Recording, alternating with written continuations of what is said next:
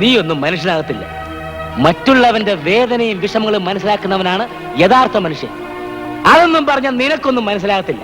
അപ്പോഴേ ആശാനെ വില്ലൻ കളിയൊക്കെ അങ്ങ് സിനിമയിൽ മതി. എന്തോ നിന്നെ ഒന്നും പറഞ്ഞിട്ട് വലിയ കാര്യമൊന്നുമില്ല. നിന്നെയൊക്കെ മര്യാദ പഠിപ്പിക്കാത്ത നിന്റെയൊക്കെ തന്തേടും തലയുടെയും കുറ്റവാ. പന്ന കഴിവറാ മോനെ. എടാ, സിനിമയിൽ മാത്രമല്ല ജീവിതത്തിലും ചില വില്ലത്ര എന്റെ ഇരിപ്പുണ്ട്. ഇതുപോലെ പോക്കൃത്രം കണ്ട രാജൻ ബി പ്രതികരിച്ചിട്ടുണ്ട്. ക്ഷമിക്കണം സുഹൃത്തുക്കളെ, നിങ്ങളൊക്കെ മാന്യന്മാരാണെന്ന് കരുതിയാണ് ഞാൻ ഈ പരിപാടിക്ക് വന്നത് തന്നെ. തൃപ്തിയായി, വളരെ തൃപ്തിയായി. വാടാ മക്കളെ, ഒന്ന് മാറണം മിസ്റ്റർ.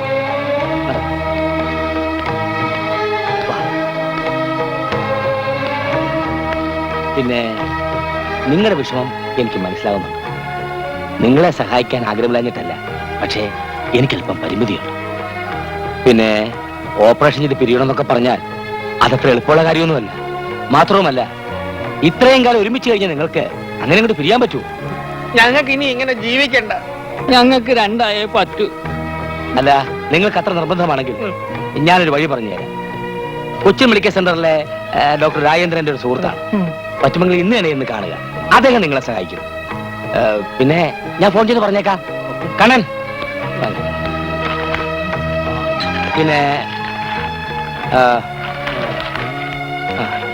തൽക്കാലം ഇരിക്കട്ടെ. കൂടാതെ എന്തെങ്കിലും ആവശ്യമുണ്ടെങ്കിൽ ഇതാന്റെ കാർ, ഈ നമ്പർ വിളിച്ചാൽ മതി. ഞാനില്ലെങ്കിൽ എന്റെ ഭാര്യ ശാന്തമ്മ കാണും. ദൂരം പറഞ്ഞാൽ മതി. സാറ് ദൈവമാണ്. അയ്യോ, ഞാൻ ദൈവമൊന്നുമല്ല, ഒരു സാധാരണക്കാരൻ, ഒരു പാവം കലാകാരൻ. വരട്ടെ, പോരാമാ.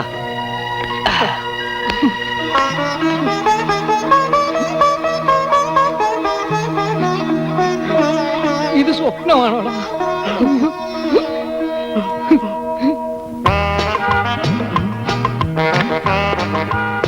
സാറേ, റോഡിലോട്ട് പോകുന്ന എങ്ങനെയാ? ഇങ്ങോട്ട് കയറിയാ മതി. ഈ അലമാരയെ കയറുന്നേ. കേറാ.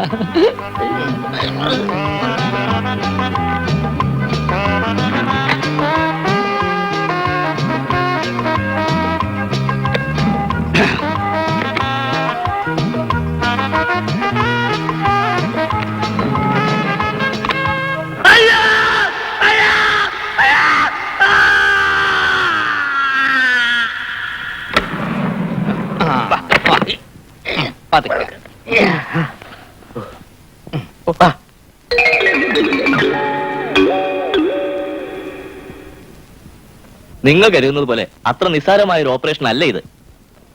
ലോകത്ത് തന്നെ 5 or 6 സ്ഥലങ്ങളിലെ ഈ ഓപ്പറേഷൻ നടത്തിയിട്ടുള്ളൂ. വിദേശ രാജ്യങ്ങളിൽ കിട്ടുന്ന സജ്ജീകരണങ്ങളോ സൗകര്യങ്ങളോ നമ്മുടെ നാട്ടിലില്ല. ഈ ഓപ്പറേഷൻ നടത്തിയാൽ തീർച്ചയായും ഞങ്ങളുടെ ആശുപത്രിക്ക് പേരും പ്രശസ്തിയും ഉണ്ടാവും. പക്ഷേ ഒരു പരീക്ഷണം നടത്താൻ ഞങ്ങൾ തയ്യാറല്ല. ഡോക്ടർ എന്താ പറയണത്? ഞങ്ങൾക്ക് ഒന്നും മനസ്സിലാവണില്ല. ഈ ഓപ്പറേഷൻ നടത്തിയാൽ നിങ്ങളിൽ ഒരാളെ ജീവിച്ചിരിക്കൂ. അത് ചിലപ്പോ പ്രേമനാകാം, അല്ലെങ്കിൽ ദാസനാകാം. അതൊക്കെ ഈശ്വര നിശ്ചയമാണ്. ഇത്രയും നാൾ ഒരു മനസ്സും ഒരു ശരീരവുമായി ജീവിച്ച നിങ്ങൾക്ക് ഒരാളിന്റെ വേർപാട് താങ്ങാനാകുമോ? ഇവ മരിച്ചിട്ട് പിന്നെ ഞാൻ എങ്ങനെ ജീവിക്കും ഡോക്ടർ? ഞാൻ മരിച്ചാൽ നിനക്ക് എങ്ങനെ ജീവിക്കാൻ കഴിയൂടാ പ്രേമ? അതാ ഞാൻ പറഞ്ഞത്, നമുക്ക് ഈ ഓപ്പറേഷൻ വേണ്ട. ജീവിക്കുന്നിടത്തോളം കാലം നിങ്ങൾ സയാമീസ് ഇരട്ടകളായി തന്നെ ജീവിച്ചാൽ മതി.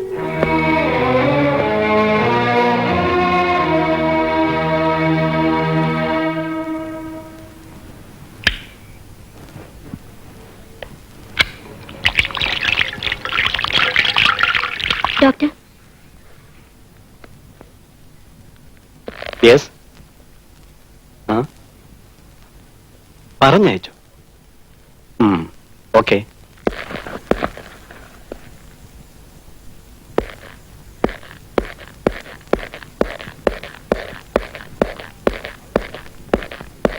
അവരെങ്ങോട്ടാ പോയത്? അറിയില്ല.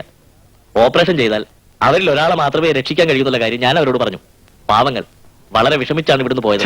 താൻ എന്തൊരു വിഡ്ഢിത്തരമായി കാണിച്ചത്. ഇത്രയും നല്ലൊരു ഗോൾഡൻ ഓപ്പർച്യൂണിറ്റി കിട്ടിയിട്ട് താൻ അത് മിസ്സാക്കി കളഞ്ഞല്ലോ. വേർപെടുത്തണമെന്ന് സ്വയം ആവശ്യപ്പെട്ടുകൊണ്ടെത്തിയ സയാമീസുകളെ ഒന്ന് ചെക്കപ്പ് ചെയ്യാനോ കേസ് ഹിസ്റ്ററി സ്റ്റഡി ചെയ്യാനോ പോലും സാവകാശം കിട്ടാതെ അവരെ പറഞ്ഞു വിടുക. പ്രൊഫഷണലി ഡെഡിക്കേറ്റഡ് ആയിട്ടുള്ള എത്രയോ സർജൻസ് ആണ് ഇന്ത്യയിൽ ഇങ്ങനെ ഒരു ചാൻസിന് വേണ്ടി കാത്തിരിക്കുന്നുള്ള കാര്യം തനിക്കറിയാമോ? കയ്യിൽ വീണ് കിട്ടി ഈ സൗഭാഗ്യം തട്ടിക്കളഞ്ഞ തന്നോട് ഞാൻ എന്താ പറയണ്ടേ? സാധാരണ നമ്മൾ കാണുന്ന ഇരട്ടകളെ പോലെയല്ല സയാമീസ് ഇരട്ടകൾ. അവരുടെ മാനസിക ബന്ധം അത്രയ്ക്ക് ഡീപ്പാണ്. ഡോക്ടർ രാജേന്ദ്രൻ, സയാമീസ് ഇരട്ടകളെ കുറിച്ച് താൻ എന്നെ പഠിപ്പിക്കണ്ട. വർഷങ്ങളായി അത്തരം കേസ് ഹിസ്റ്ററി പഠിക്കുകയും മനസ്സിലാക്കുകയും ചെയ്തുകൊണ്ടിരിക്കുന്ന ഞാൻ അത്തരം ഒരു അവസരം കിട്ടാൻ കാത്തിരിക്കുകയാണ്. ഒരു മേജർ സർജറിയിലൂടെ അവരെ വേർപെടുത്താൻ കഴിയുമെന്ന് എനിക്ക് വിശ്വാസമുണ്ട്. You know why? History says that. ഇത്രയും റിസ്ക് എടുത്തത് വേണോ? What nonsense you are talking? Risk എടുക്കാതെ എന്തെങ്കിലും ചെയ്യാൻ പറ്റുമോ? No pain no gain. ഈ കാര്യത്തിൽ ഞാൻ റിസ്ക് എടുക്കും. 26 വർഷം പരസ്പരം ഒട്ടിച്ചേർന്ന് ജീവിച്ച ഇന്ത്യയിലെ ആദ്യത്തെ സയാമീസ് ഇരട്ടകളെ വേർപെടുത്തിയെന്ന ബഹുമതി എനിക്ക് കിട്ടണം. ഗിന്നസ് ബുക്ക് ഓഫ് വേൾഡ് റെക്കോർഡ്സിൽ ഈ വർഗീസ് വട്ടത്തിന്റെ പേര് വരണം. അതോടൊപ്പം ഒരിക്കലെങ്കിലും വേർപെടണമെന്ന് ആഗ്രഹിച്ച ആ പാവങ്ങളുടെ ആഗ്രഹം എനിക്ക് പൂർത്തീകരിച്ചു കൊടുക്കുകയും വേണം. ഇനി അതാണ് എന്റെ ലക്ഷ്യം.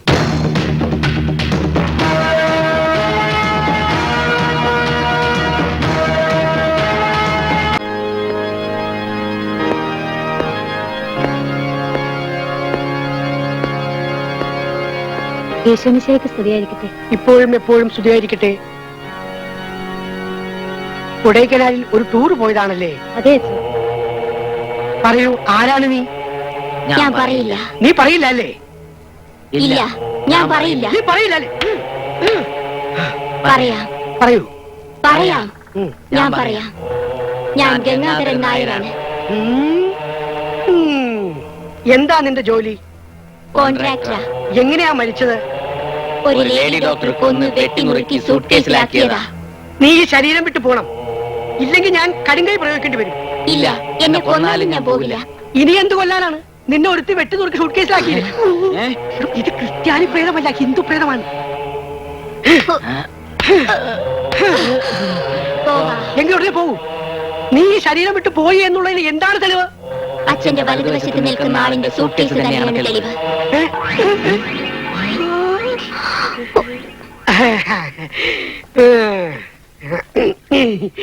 പൊക്കോളൂ, പൊക്കോളൂ. കർത്താവേ, ഞാൻ നിങ്ങളെ പറഞ്ഞ് തെറ്റിദ്ധരിപ്പിക്കുകയാണെന്ന് കരുതണ്ട. നിങ്ങളുടെ നന്മയ്ക്ക് വേണ്ടി മാത്രമാണ് ഞാൻ ഈ പറയുന്നത്. ഓപ്പറേഷൻ ചെയ്താൽ ഒരാൾ മരിക്കുമെന്നുള്ളത് ഒരു സംശയം മാത്രമാണ്. അങ്ങനെ ഞങ്ങളെ അങ്ങ് പറ്റിക്കാൻ നോക്കണ്ട. ലോകത്ത് ഇതുവരെ ഇങ്ങനെ ഒരു ഓപ്പറേഷൻ ചെയ്തപ്പോഴേക്കും ഒരാൾ ചത്തിട്ടുണ്ടെന്നാണ് മറ്റേ ഡോക്ടർ പറഞ്ഞത്. അത് ആ ഡോക്ടർക്ക് തെറ്റുപറ്റിയതാണ്. നിങ്ങളെപ്പോലെയുള്ള ഇരട്ടകളുടെ മെഡിക്കൽ റിപ്പോർട്ടിന്റെ അടിസ്ഥാനത്തിലാണ് ഞാൻ ഈ പറയുന്നത്.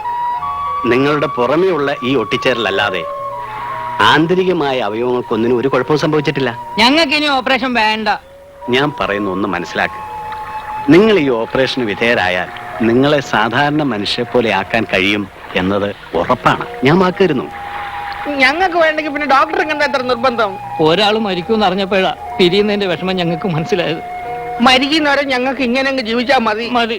നിങ്ങൾ ജീവിച്ചിരിക്കണമെന്ന് എനിക്ക് ആഗ്രഹമുള്ളതുകൊണ്ടാണ് ഞാൻ ഈ പറയുന്നത്. ഓപ്പറേഷൻ ചെയ്തില്ലെങ്കിൽ അധിക നാൾ നിങ്ങൾ ജീവിച്ചിരിക്കില്ല.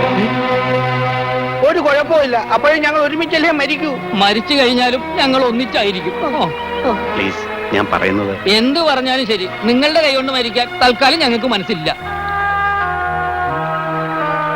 ഞാൻ വരട്ടെ. ഓ ശരി.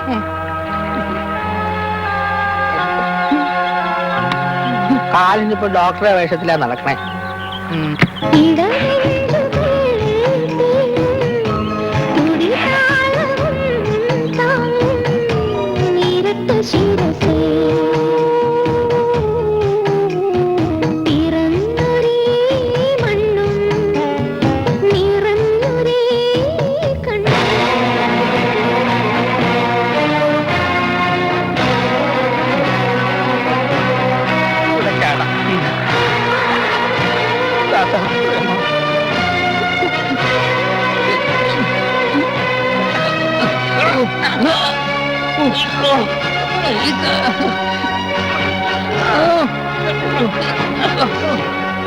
ഒന്ന് ചാകണമെങ്കിലും വല്ലവരെ ആശ്രയിച്ചു.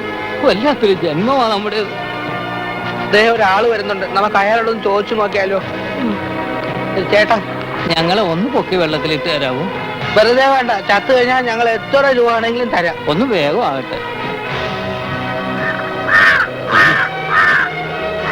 എന്റെ അമ്മേ, ചേട്ടാ, ഇയാൾ എന്തൊരു കഴുതയാ. ഒരു ഉപകാരവും ചെയ്യാത്ത മനുഷ്യന്മാര്. വേറൊരാള് വരുന്നുണ്ട്.